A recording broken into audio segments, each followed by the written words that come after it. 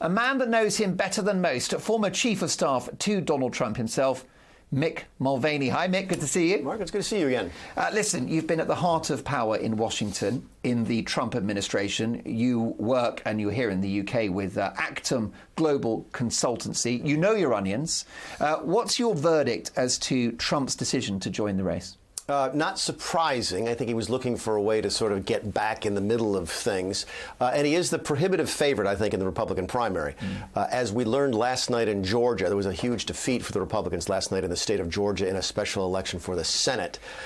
Trump has a long way to go to sort of regain the magic nationwide. He can win a Republican primary, which is just Republican voters, but he's going to have to prove that he can win independent voters in general elections again, because he's not doing very well. Well, that's right. The party faithful may love the guy, but it's a question of, can they choose a candidate, can they find a candidate that the people will get behind? And that's a dilemma for the Tories when they were choosing, a replacement to Boris Johnson, and back in the day when Labour replaced Jeremy Corbyn. I just wonder whether Donald Trump's past his sell-by date. What's your view? He's getting there. It's starting to wear on people. It really is. He had dinner with a white nationalist last week in Mar-a-Lago. This is the type of thing that people get tired of explaining to their friends. They used to be okay saying, well, I like Donald Trump. I don't like his style, but I like his policies. And that got them a long way in the conversation. But now it's like, why do I have to explain he's having dinner with a white nationalist? Why do I have to explain why he's taken all his documents? Why do I have to explain why his business just was convicted of crimes yesterday in New York court? So people are getting tired of having to explain why they're supporting Donald Trump, and they're starting to look for someone else.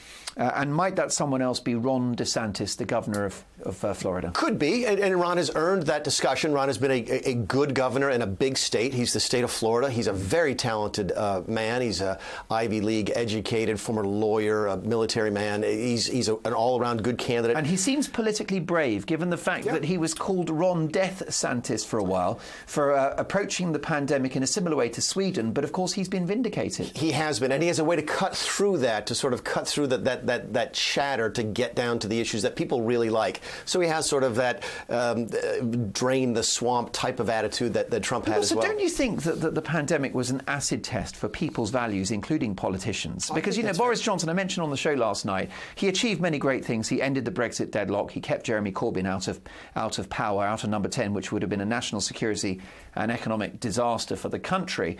But he equivocated when it came to the pandemic, and he listened to Sage and he shut the country down, which was a very unconservative thing to do.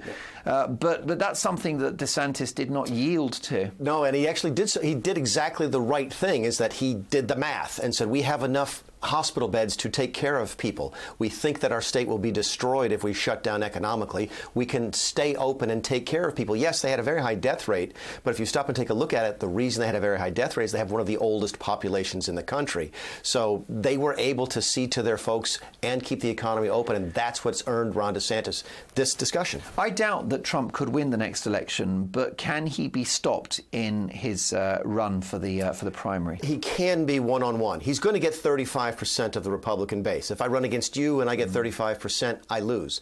If I run against you and everybody else in this building and I get 35%, I win. And most of our Republican primaries are winner take all. So you can win with that plurality, even though you never get a majority. So yeah, a lot of it depends on the dynamic. I do think it will be a multi-person race. Mike Pence is probably going to run. Mike Pompeo is probably going to run. Nikki Haley is probably going to run. There's a long list of folks who will run against Donald Trump, which increases the chances of him being the Republican nominee. And why will they run? I mean, what's in it for Mike Pence? Because they want to be president.